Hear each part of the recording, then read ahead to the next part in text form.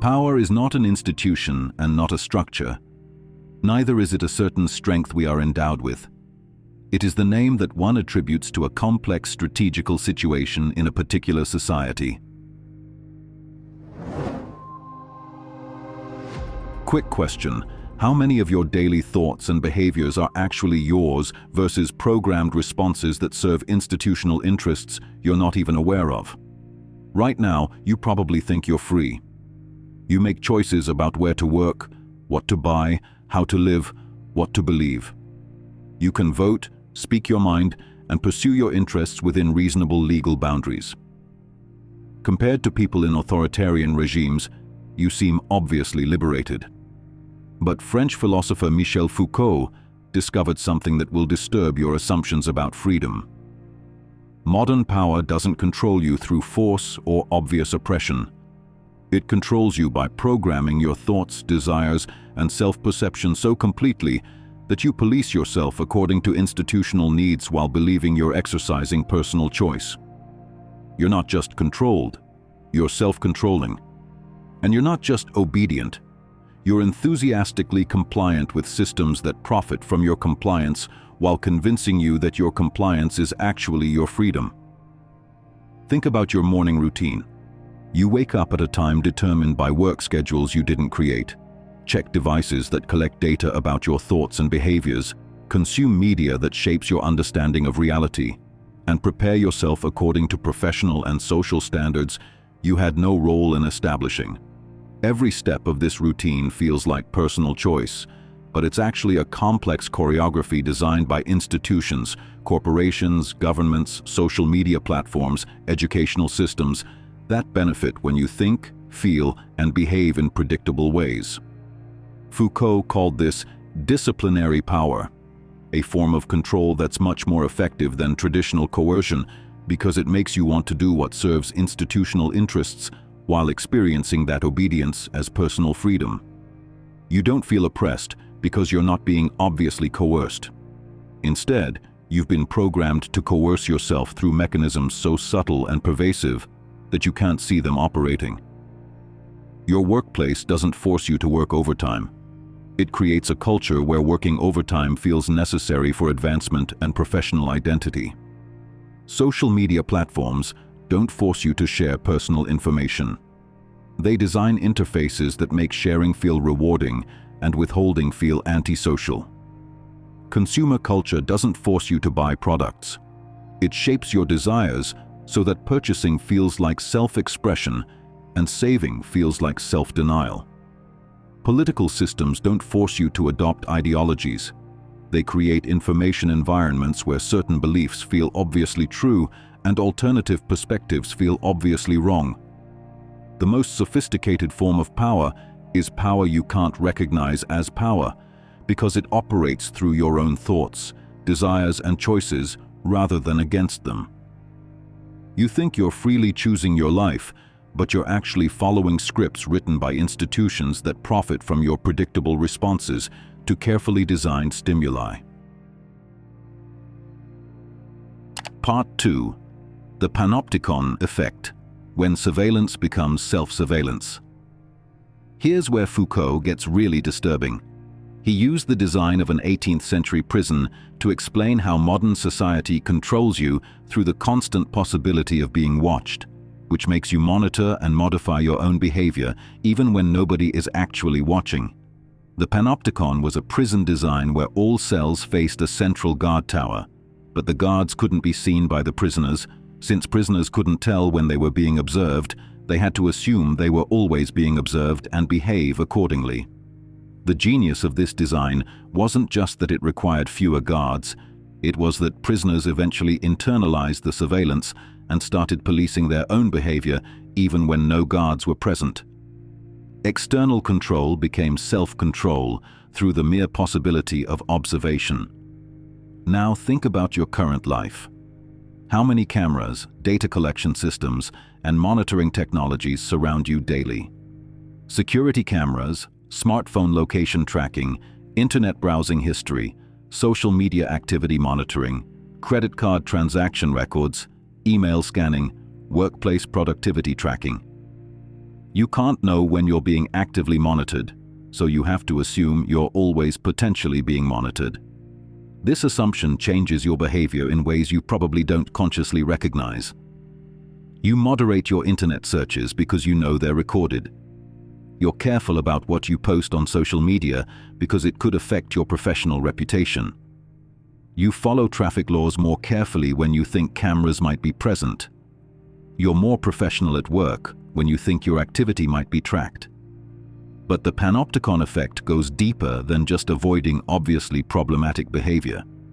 It shapes your thoughts, interests, and self-expression, because you've internalized the surveillance to the point where you automatically avoid anything that might be seen as weird, inappropriate, or problematic by hypothetical observers.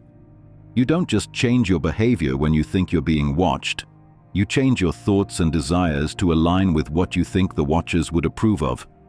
You become your own surveillance system, monitoring and modifying your inner experience to fit what you imagine are the standards of institutional authorities who may or may not actually be paying attention. This self-surveillance extends to every area of life. You police your appearance according to social media standards, even when you're alone. You monitor your productivity according to workplace metrics, even during personal time. You evaluate your relationships according to social expectations, even in private moments.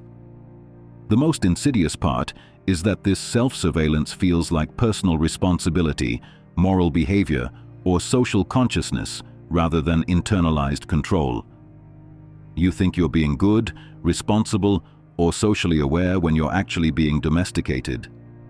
You've become so good at anticipating what institutional authorities want from you that you provide it automatically, without them having to ask, monitor, or enforce compliance. You've eliminated the need for external control by developing perfect internal control. The Panopticon effect doesn't require actual surveillance. It just requires the possibility of surveillance combined with uncertainty about when that surveillance is active. That uncertainty is enough to make you assume constant observation and modify your behavior accordingly. Modern technology has created a perfect panopticon where you carry surveillance devices voluntarily, share personal information enthusiastically, and monitor your own compliance with institutional expectations automatically. Part 3. The expert knowledge that's programming your reality. Here's something that'll explain why you feel inadequate despite being objectively competent. Foucault discovered that modern institutions control you not through force, but through expert knowledge that defines what's normal, healthy, successful, and acceptable, making you dependent on professional authorities to interpret your own experience. You can't just live your life anymore. You need experts to tell you if you're living it correctly. Psychologists to tell you if your emotions are healthy. Doctors to tell you if your body is functioning properly. Financial advisors to tell you if your money management is sound. Career counselors to tell you if your professional choices are wise. Parenting experts to tell you if you're raising your children correctly. Relationship experts to tell you if your partnerships are functional. Fitness experts to tell you if your exercise routine is effective. Nutrition experts to tell you if your eating habits are appropriate. Each expert category creates a body of knowledge that defines normal versus abnormal, healthy versus unhealthy, successful versus unsuccessful. These definitions aren't neutral scientific discoveries. They're power structures that make you dependent on institutional authorities for validation of your choices and interpretation of your experiences. Think about how you evaluate your own mental health. Do you trust your direct experience of your emotional state, or do you compare your feelings to psychological categories created by mental health professionals? When you feel sad, anxious, or dissatisfied, do you see these as normal human responses to circumstances, or as potential symptoms that might require professional intervention? The medicalization of normal human experience has created a situation where you can't trust your own psychological responses without checking them against expert definitions of what's healthy, normal, or appropriate. This expert knowledge doesn't just describe reality, it creates reality by giving you categories for interpreting your experience. Once you learn that certain feelings are symptoms of disorders, you start experiencing those feelings differently than you would if you understood them as normal human responses to difficult circumstances. The same process happens with every area of life. Financial experts create definitions of economic success that make most people feel financially inadequate. Relationship experts create standards for partnerships that make normal conflicts seem like signs of dysfunction. Career experts create models of professional development that make ordinary job dissatisfaction seem like evidence of being in the wrong field. You end up evaluating your life according to expert standards rather than your own direct experience and authentic values. You become dependent on professional authorities to tell you whether your choices are good, your feelings are appropriate, and your life is on track. This dependency is profitable for the institutions that employ these experts, but it's psychologically devastating for you because it prevents you from developing confidence in your own judgment and satisfaction with your own choices. When expert knowledge becomes the primary lens through which you interpret your experience, you lose the ability to trust your direct perception and authentic preferences. Everything must be filtered through professional categories and institutional standards before it feels real or valid. The result is a society of people who are competent at living, but convinced they need expert guidance to live correctly. People who are capable of making good choices, but have been taught to distrust their own judgment in favor of institutional authorities who profit from their dependence. Part 4. The normalization process that's making you disappear. Here's where Foucault's analysis gets really personal. Modern institutions don't eliminate individuality through obvious oppression. They eliminate it through normalization, a process that makes you desperately want to be average, typical, and statistically normal rather than authentically yourself. Normalization works by constantly measuring, comparing, and ranking human behavior to create statistical averages that become moral standards. Instead of being judged against absolute ethical principles, you're judged against how you compare to other people in measurable categories. Think about how you evaluate yourself. Do you ask, "Am I living according to my authentic values?" Or do you ask, "Am I doing as well as other people my age?" Do you pursue goals based on your genuine interests, or based on what seems normal and expected for someone in your demographic? Educational systems normalize you by ranking your performance against other students rather than evaluating your individual development.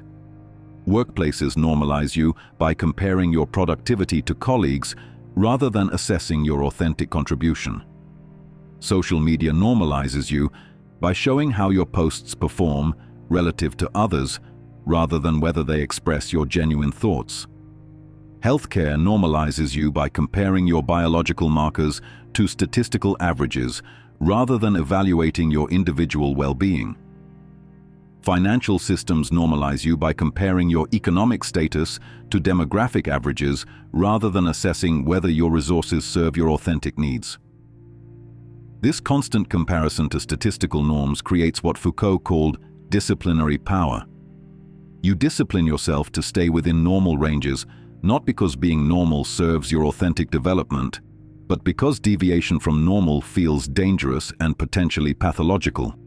You learn to fear being an outlier in any measurable category because outlier status suggests something might be wrong with you that needs professional intervention or social correction. But here's the devastating psychological effect. The more you try to be normal, the more you lose touch with your authentic nature, which is necessarily unique and therefore not normal by definition. Your authentic interests, capabilities, preferences, and values are yours specifically. They can't be normal because they're individual. The more you suppress your individual nature to achieve statistical normalcy, the more you eliminate the very qualities that make you a distinct person rather than just a data point. Normalization doesn't create better people. It creates more predictable people who are easier to manage, market to, and manipulate because their behavior follows statistical patterns rather than individual authenticity. The normalized person isn't happier, more capable, or more fulfilled than the non-normalized person. They're just more compliant with institutional expectations and less likely to disrupt social systems that depend on predictable human behavior. Meanwhile, the anxiety you feel about not being normal enough, not successful enough, attractive enough, social enough, productive enough, isn't evidence that you need to improve yourself. It's evidence that you're being pressured to eliminate your individuality in favor of statistical conformity. The normalization process convinces you that your authentic nature is a problem to be solved rather than a gift to be developed and expressed. Part 5. The biopower that's managing your body and soul. Here's Foucault's most comprehensive insight. Modern power doesn't just control your behavior, it manages your entire biological and psychological existence through what he called biopower, the systematic administration of bodies, minds, and populations according to institutional needs. Biopower operates at two levels. It disciplines individual bodies to make them productive and docile, and it manages entire populations to optimize their economic and social utility. At the individual level, think about how many aspects of your physical existence are managed by institutional systems. Your work schedule determines when you sleep and wake. Workplace ergonomics determine how you position your body. Health insurance policies determine what medical care you receive. Educational systems determine how you sit, move, and use your time during formative years. Urban planning determines how you travel and where you go. Food systems determine what you eat and when it's available. Entertainment systems determine how you relax and what you pay attention to. None of this feels like control because it's presented as services, opportunities, and conveniences rather than management systems. But the cumulative effect is that your biological rhythms, physical habits, attention patterns, and even emotional responses are shaped by institutional needs rather than your authentic nature. At the population level, biopower manages entire groups of people through statistical analysis, policy interventions, and social engineering designed to optimize collective productivity, consumption, and compliance. Public health policies shape how populations think about their bodies and health risks. Educational policies shape how generations develop intellectually and socially. Economic policies shape how people relate to work, money, and material security. Media systems shape how populations understand reality, themselves, and their relationships. Urban planning shapes how communities form and interact. Technology policies shape how people communicate and access information. These aren't neutral technical decisions. They're power interventions designed to produce specific types of human beings who serve institutional goals rather than their own authentic development. The most sophisticated aspect of biopower is that it makes institutional management of your existence feel like personal choice and individual freedom. You choose your healthcare plan from options created by insurance companies. You choose your educational path from options created by institutional systems. You choose your career from job categories created by economic systems. You choose your entertainment from content created by media corporations. You choose your lifestyle from options created by consumer culture. But all these choices happen within parameters established by institutions that benefit when you choose predictably rather than authentically. The range of options is designed to serve institutional needs while providing enough variety to maintain the illusion of personal freedom. Biopower doesn't eliminate choice. It manages choice by controlling the available options and shaping the desires that drive your choosing. You're free to choose anything within the acceptable range, but the acceptable range is determined by systems that profit from your predictable responses. The result is a form of control that's much more complete than traditional coercion because it operates through your own choices, desires, and apparently voluntary behaviors rather than against them. Part 6. The discourse that's creating your reality. Here's where Foucault gets really mind-bending. What you think of as objective reality is actually discourse. Systems of language, knowledge, and meaning that don't just describe the world but actively create the world you experience. Discourse isn't just how you talk about things. It's what makes certain things thinkable, speakable, and real, while making other things unthinkable, unspeakable, and unreal. Think about mental health discourse. 100 years ago, the thoughts and feelings you might now label as anxiety or depression were understood through completely different frameworks, spiritual, moral, or temperamental rather than medical. The medical discourse didn't discover anxiety and depression. It created them as categories of experience. Once these categories exist in discourse, they shape how you experience and interpret your own mental states. Feelings that might previously have been understood as normal responses to difficult circumstances become symptoms that require professional intervention. The same process happens with every aspect of human experience. Economic discourse creates categories like employment, career, and economic growth that shape how you understand work and value. These categories aren't natural facts.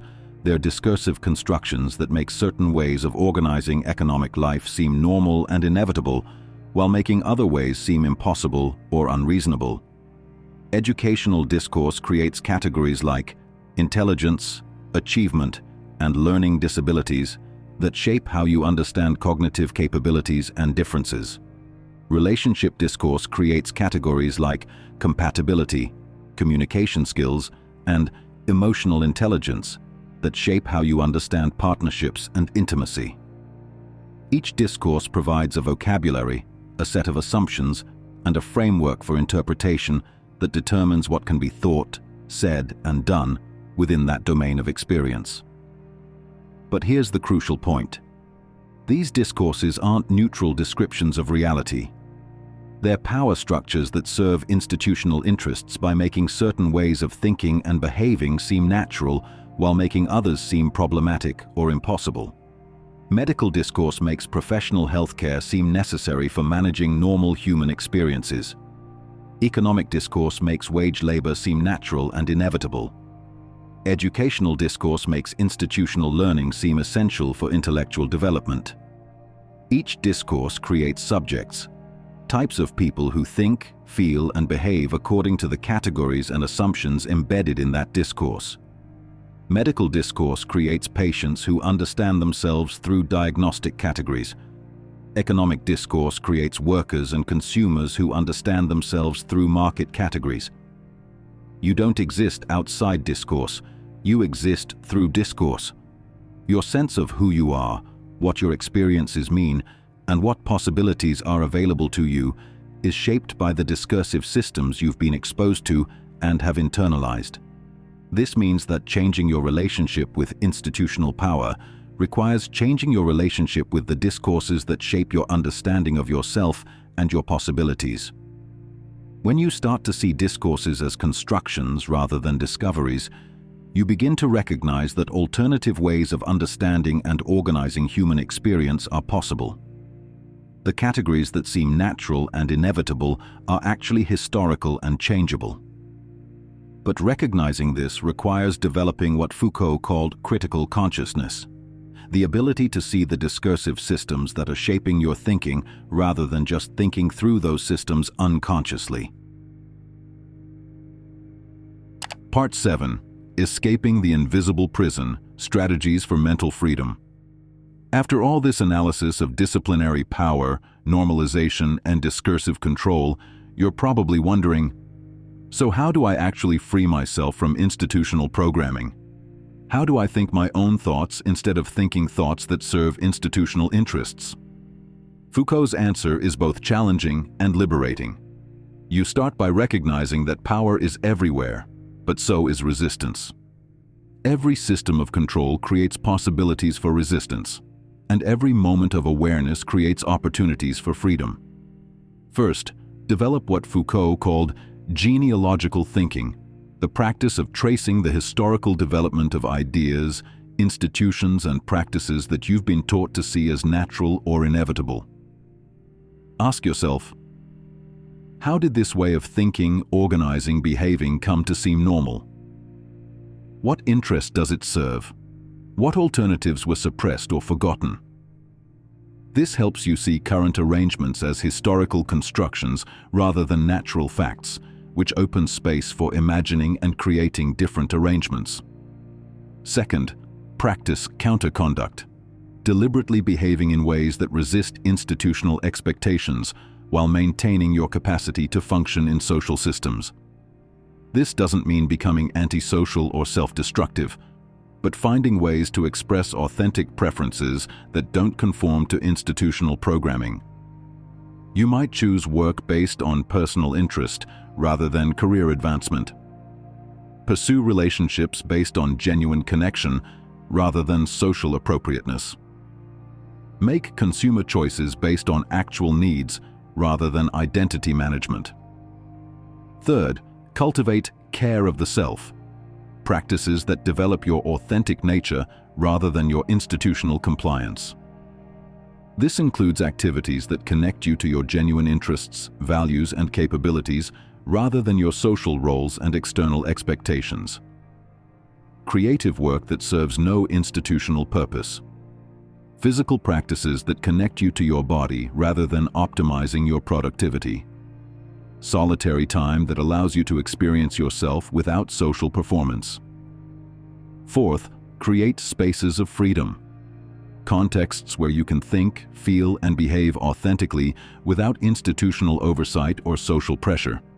These might be private spaces, alternative communities, or activities that exist outside mainstream institutional systems.